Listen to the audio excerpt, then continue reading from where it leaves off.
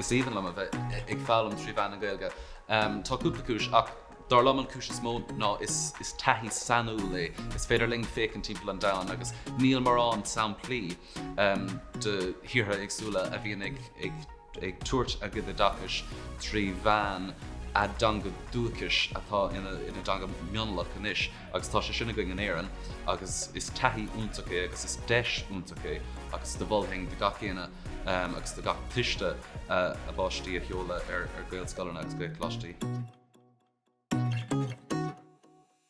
So an buas móta goin ná go bhfuil an scoláir lárnach de éon cinenne a bhí ná dhéanamh goin agus go bhfuil mí chur I dachas den céad go ar fáil dómh I sais scolatá fear nó aimimsethe agus fear oscailta agus fear sais I suppose chorm de gachéanamh.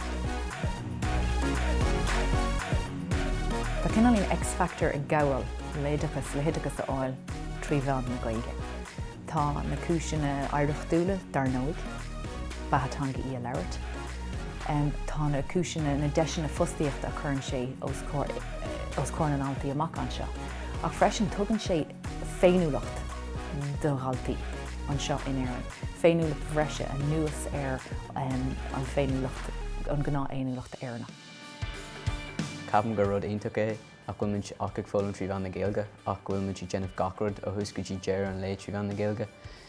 Tá grágam don teanga agus churann sí bród agus le chum bhfuil mé ag céimhnú agus ag ceilú an teanga.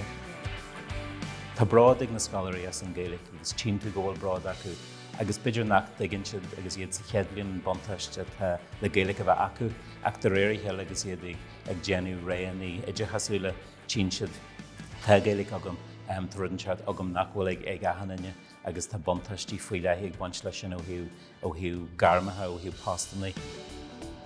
Tá deachleachtas ar bun is scoilne a buinteach leis mór de dachas agus a lúna agus bíon tuigeann múntóirí, tuigeann banistíocht an bhanistíocht chunas is socha an takeíocht is fearr a chur fáil das na fálamóirí seo. Tá an tumadachas de cleachta I ggóhéic snéig súla timppla na tíre, mar hampla scoil na Gaeltachta, Gaelchláistí, Ianad Lán Gaeilge, agus tá buntáistíir le buinteach leis an ggóras tumadachas sin.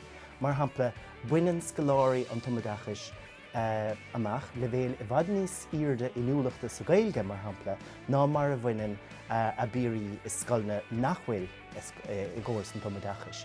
Agus ní chuir córas an tumadachas isteach ar gnóthachtáil an bhíorla. Agus a bhhailart atá fíor dar riire mar airíonn le scoláirí an tumadachas a bheith cócéim nuair céim níos iarde ná scoláirí nachhfuil I ggóhéic an tumadachas. Tá sé suidir domsa just díreachmh tiomanta is atá mar choláchathe léigthart ar an tír maidir le idicus agus saridicus do Gaeilge a chur ar fáil. Tá níos mó páistí dar a level ag freastal ar sculptacha bord idicus agus uile ná ar sculptacha bí eile má tá sé géirí idicus áil do Gaeilge. Agus sir námar sin gcónaí bhí an sector seo beomhar, bhí siad a bhhabhar na Gaeilge agus bhí siad a géirí ar chur ar fáil. Ar nó bh méintach na bhí sé go teach an scoil seo, mar anach go mór an Gaeilge glórtha agam agus mar anach nó aithne agam ar aon duine eile sa scoil. Ach rinneann dal deala agus na trí saoireacht cabhar thuirtdoms na leitheanta Jackar tosaí sin. Buúlann si le daoine go meán céine acu go grá chu don teanga go grá chu do chultúir na hhéireann. So ceapan sé bhuaigh mé ag gánaí mar go raibh mé mar chuidrú aigen agus mar déagár ceapan si bhfuil si sin tharbheith tábhachtach. Tá sé tábhachtach doinge mar sochaí go dhéanamid ar seaachnaíhil chun an gréideann Albert agus a chuimhnú dar nóig agus í ás agus í scape meas daoine nachneoch an gná deisiacha an gréideann na labhairt. Tá spáinne go sa lé. Nuair a bhíonn an tarnatanga feachta go duine, gomíonn sé bhadíos fas an dar aige an trí agus an ceathrútanga. Canna hebh ná bheith? Cabhraíonn an Gaeilge leis na páistí nasca bheith acu lena dír agus leis an nuachas atá acu. Tá ansimig daoine na háiteann seo sa Gaeilge. Agus tí muid in gleann freisin go dagan daoine go bhfuil an sim sin acu agus go bhfuil an láideacht sin acu go bhfuil siad a géirí an nasca chuineáil agus an Gaeilge a láidir isteach na síl féin. Tá cadre bhénta mai ina daltaí agus na múntrí sa scóil agus tá atmosfér nói sa scóil fásta. Tá aithne gatainne ar gatainneala má is scóil bagmuid, so tá sénta mai, like, it's mailam é sin, yeah. Well gan áhairs ceantas na rudí is luachfra a bhainean I móthúram le gailcláiste ná an cultúr gailach. Agus tá sé iontar deas fécant ar an cultúr gailach támuid bra ar an ís sin I a bhláthú ar bhealach nó aimsre.